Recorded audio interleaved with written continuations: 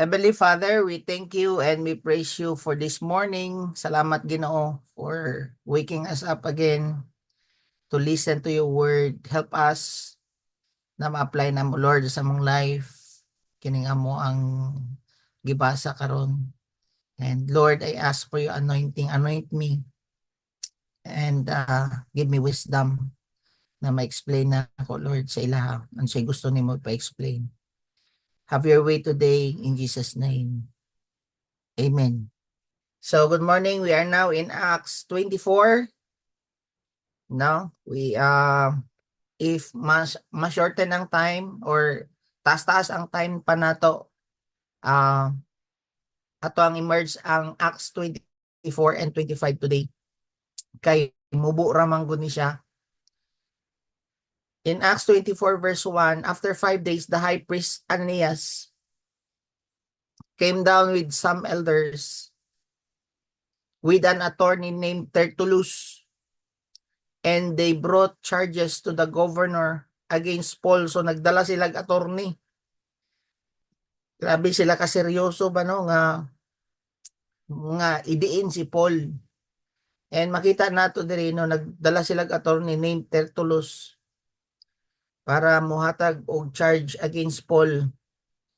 In verse 2, when Paul was called in, Tertullus presented his case before Felix. We have enjoyed a long period of peace under you, and your foresight has brought about reforms in this nation. So grabe ang laming-laming pod aning ilang abogado. No nga ga-enjoy me og peace aning under sa imuhang leadership everywhere and every way. Most excellent Felix, we acknowledge this with profound gratitude. But in order not to weary you further, I would request that you be kind enough to hear us briefly. We have found this man to be troublemaker, stirring up riots among the Jews all over the world. He is a ringleader of the Nazarene sect. Yan na siya diya, no? Tanawon ninyo, no? Ang accusation nila kay Paul, dili jud tinuod, murag gyapon. Totally lie jud ni tanan ang ilang ginasulti kining iyang ginasulti silang abogado. Imagine nimo nga siya nagsugod og kagubot. And gitawag ang mga Christians nga Nazarene sect. Nakukuha ninyo? He is a ringleader of the Nazarene sect. No, ang tawag sa ilaha.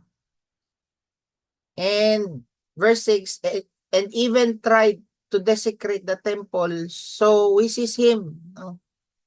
So wala man yung desecrate ni Paul ang temple. So mali gyapon ang ilang accusation sa iya. In verse 8, by examining him yourself, you will be able to learn the truth about all these charges we are bringing against him. Verse 9, the other Jews joined in the accusation, asserting that these things were true. So when the governor motioned for him to speak, Paul replied, I know that for a number of years you have been a judge over this nation. So I gladly make my defense. Nana si Paul. You can easily verify, verse 11, that no more than 12 days ago, I went up to Jerusalem to worship. Nana si Paul. My accusers did not find me arguing with anyone at the temple or stirring up a crowd in the synagogues or anywhere else in the city. And they cannot prove to you that charges they are now making against me. So wala yun sila ma-prove. Wala yun sila ma-prove nga si Paul nga siya nagsugod o gubot. No, siya wala yun sila ma-prove sa iya. However, I admit, niya na si Paul. However, I admit that I worship the God of our ancestors as a follower of the way, which they call a sect. I believe everything that is in accordance with the law and that is written in the prophets. So kung tanawon ninyo, gi-admit ni Paul, no, nga he is a follower of the way. Ano sa man ang the way? Yang the new and living way. Diba? Jesus made the way through his flesh, tapos into the most holy place, and into the presence of the Father. And iyang ingon diya, once nga mag-preach manggod ka sa the way, dire no, dire kitawag mo siya dire. God, in verse 14, however, I admit that I worship God of our ancestors as a follower of the way. Kung ka-follow ka kay Jesus Christ, itawag ka nga follower ka sa way, the way. Then, tanan nga mutuo, tanan pod nga ga-follow sa imo ang disciple nga naga-preach about kang Jesus Christ, gitawag siya nga sect. Nakuha ninyo? Para mahimay-himay nato ning verse 14. Sect. S-E-C-T. Sect. Dili, Securities in Exchange ha. Sector. Sect. Duwagan sikta ba? Sikta. Oh. Kuha ninyo? Diri ka ng sikta. No? Yani, unsa kang sikta? Mangyana nila, no? Unsa nang sikta? Usay, wako kasabot, ana. Karabo, kasabot, ani. They call a sect. Kung ikaw, nag-preach ka about Jesus Christ, katuo ka kang Jesus Christ, ga-follow ka kang Jesus Christ, itawag kang kamutanan nga grupo sect. So, mo ni ang gingon diya. Mo ni ang gingon ni Paul. Nag-admit ko nga worship ko samahan sa Ginoo, pero naga-follow pud ko kang Jesus Christ. Ana ang I am the follower of the way. Nana siya. So,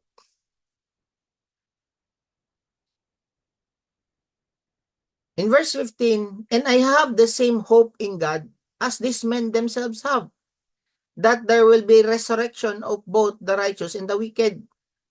So, same gyapon ang explanation jud ni Paul kay Felix, kay Festus, no? Kung tan-awon ninyo,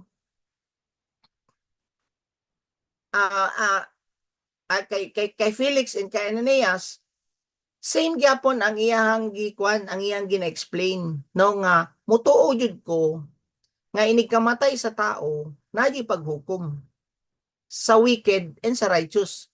Mo ni ang gi-explain ni Paul niya siya, and I have the same hope in God as these men themselves have, that there will be a resurrection of both the righteous and the wicked. So naadyoy judgment day, naadyoy judgment after sa kamatayon. Nga i-judge ang wicked and righteous, mo ni pag-explain ni Paul sa ilaha. So in view ani nga resurrection, nga na siya, I strive always to keep my conscience clear before God and man. So nagtuo ko nga i-judge ko pag-abot sa panahon kung malangit ba ko impyerno, karong buhi pa ko, kani ato na lang ni layman's, karong buhi pa ko, I try my best, I do my best, I strive always, niya na si Paul, I strive always, unsa man, to keep my conscience clear. Asa? Vertical towards God, horizontal towards people. Kung nama ko'y hugaw nga nauna-unaan, I strive, gipaningkamutan nako nga mangayog pasaylo sa Ginoo para malimpyo ang akong konsensya.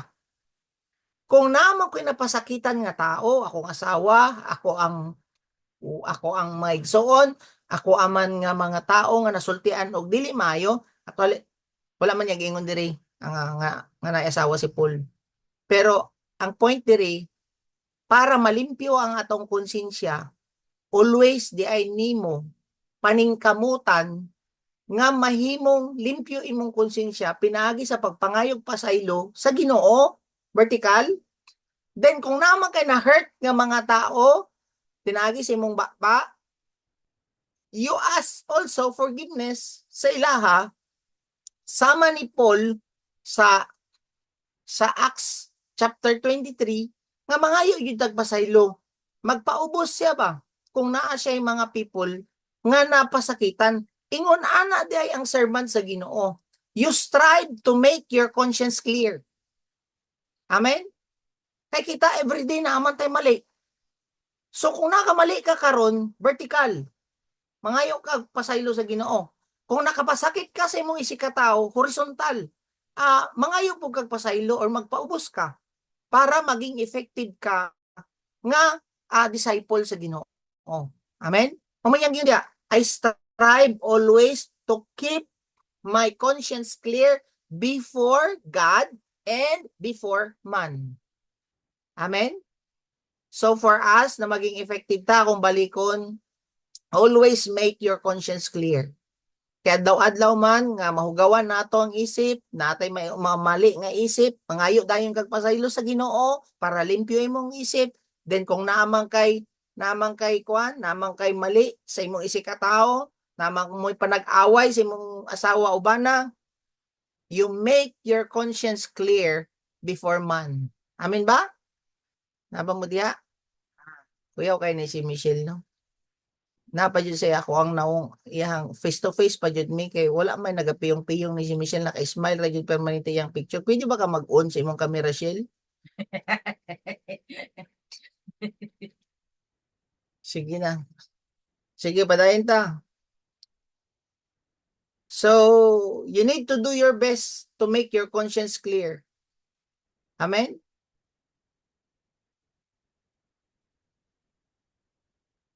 If there's a sin in our thought life, confess it before God. If you utter hurting words towards others, you humble down and apologize before men. So you need to be quick in setting it right. Amen? So that we can be a useful in God's hand. In verse 17, after an absence of several years, I came to Jerusalem to bring my people gifts for the poor and to present offerings. No? I was ceremonially clean when they found me in the temple courts doing this. So, ceremonially clean man si Paul pag adto niya dito sa temple. So, wala dyan sila masulti nga siya nag-defile sa temple. There was no crowd with me, nor was I involved in any disturbances. But there are some Jews from the province of Asia who ought to be here before you and bring charges if they have anything against me. Or these who are here should state what crime they found in me when I stood before the Sanhedrin. Unless it was this, one thing I shouted as I stood in the presence, it is concerning the resurrection of the dead that I am on trial before you today. So then Felix, who was well acquainted with the way, adjourned the proceedings. When Lysias, the commander, comes, he said, I will decide your case. So, kabalo jud si Felix nga ang mga Kristiyano peace loving. Dili jud tinuod nga mag-cause og riot kining mga Kristiyano. Kining kay si Felix acquainted man siya, kabalo jud siya sa kuano sa the way. Yan na siya diya. Kabalo jud siya Jesus Christ. Nakadungog jud siya kay Jesus Christ pod. Mao tong makita nato no nga in verse 23, he ordered the centurion to keep Paul under guard but to give him some freedom. Can you imagine? Daghan kay accusation kay Paul, daghan kay false nga accusation kay Paul, pero, no? Gihatagan og pabor si Paul, gialaw na noon siya nga mabisitahan og madalan pagkaon, no? So, in verse 24, several days later, Felix came with his wife Drusilla, who was a Jewish. He sent for Paul and listened to him as he spoke about faith in Christ Jesus. And unsa man ang gi-share ni Paul in verse 25? As Paul talked about righteousness, self-control, judgment to come, unsa iyang gi-share sa wife ni Felix? Righteousness, self-control, and judgment. Tapos, nahadlok si Felix. Felix was afraid and said, "That's enough for now." Naminaw man po apil si Felix. "That's enough for now. You may leave. When I find it convenient, I will send it for you." Mao ni ang pinaka-dangerous.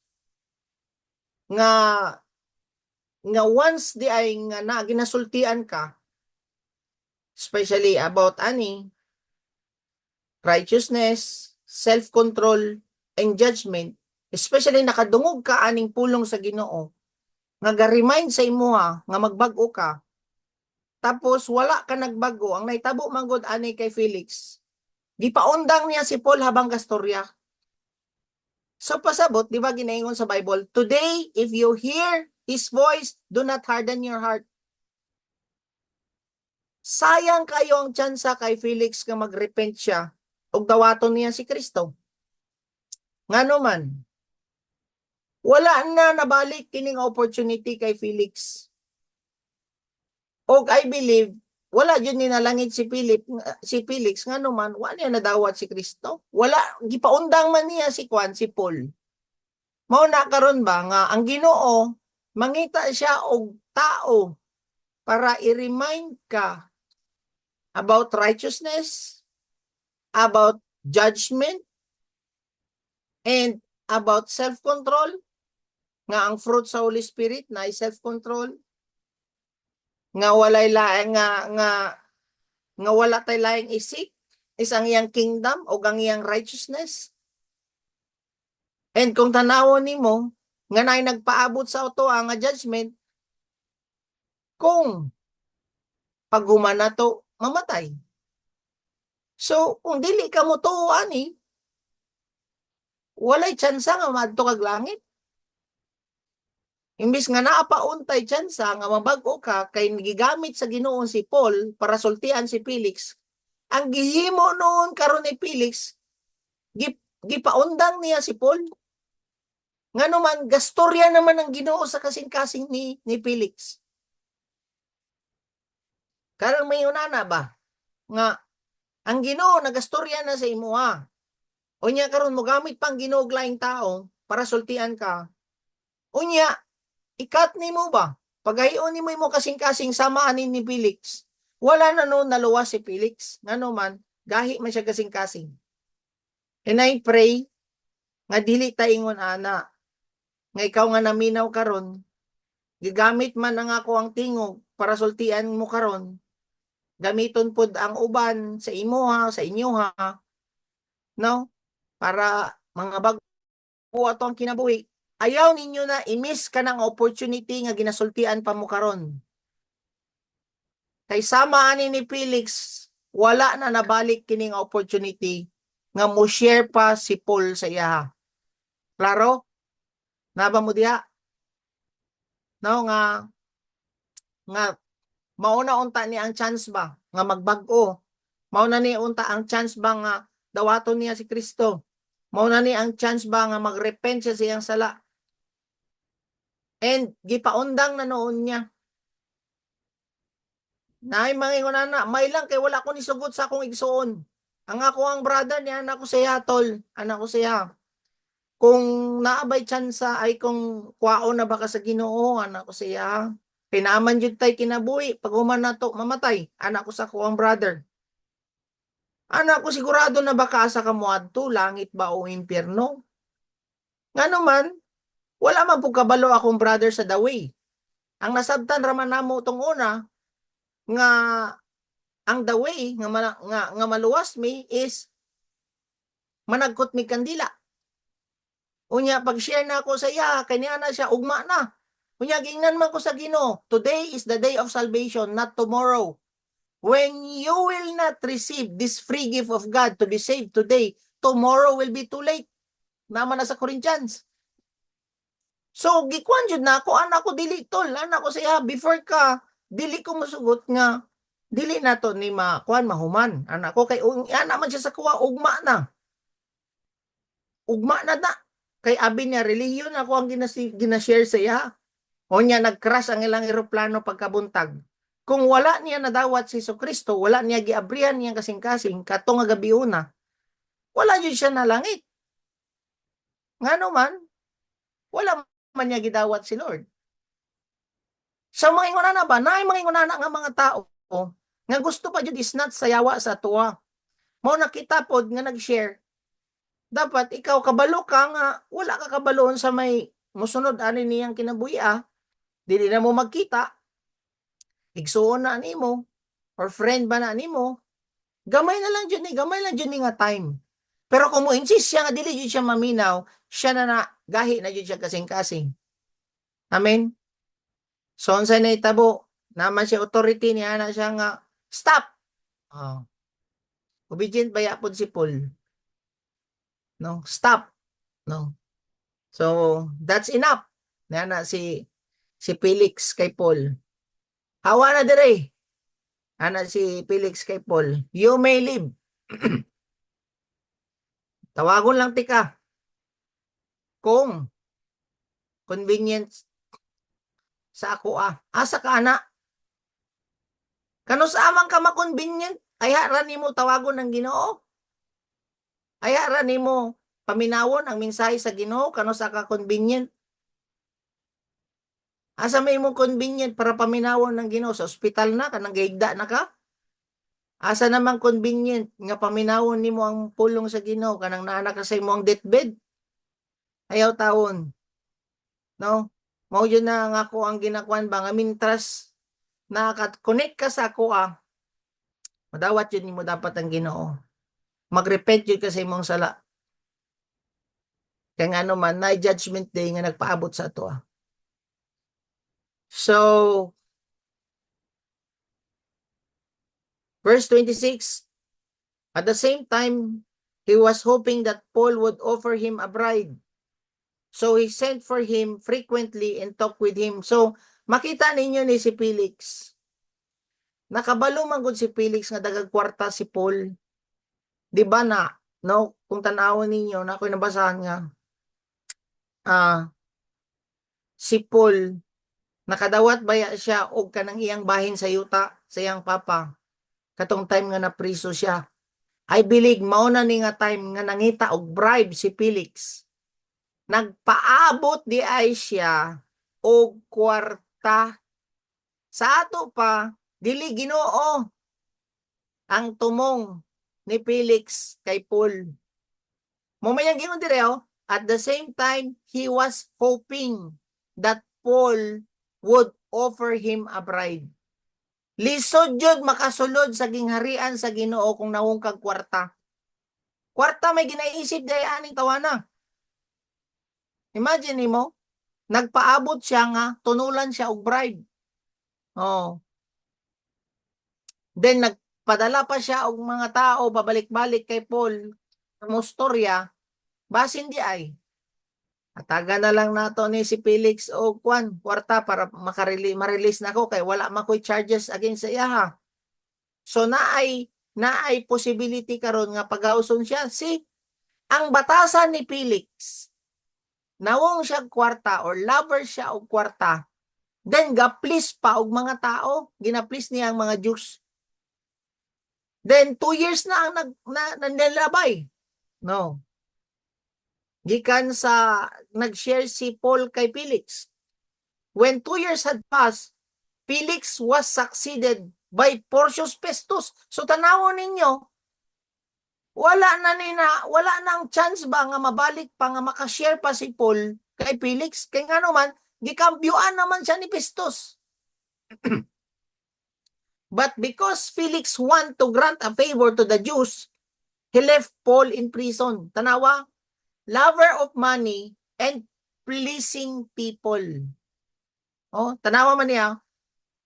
Because Felix want to grant a favor to the Jews. Paboran niya ang mga Jews, lover pa sa money, magliso jud kag dawat sa pulong sa Ginoo. Mao ganito nagastorya mi kagahapon ba to nila. Naisip pala pastor man siguro to nga. Lisod jud kayo pasudlon sa gingarian sa Ginoo kining mga gahigugma og kwarta. Mas maayo pa mosulod ang camel sa needle. Di ba yan naman siya sa Bible? Kaysa kining mga nawong og kwarta. So, verse 27, when 2 years had passed, Felix was succeeded by Porcius Festus. But because Felix wanted to grant favor to the Jews, he left Paul in prison. So, maglihiso jud og convert ang mga people nga ga-desire lang pirmi og kwarta and ga-please lang og tao. But God will give us grace if we are sincere to be set free from the love of money and pleasing people. Amen?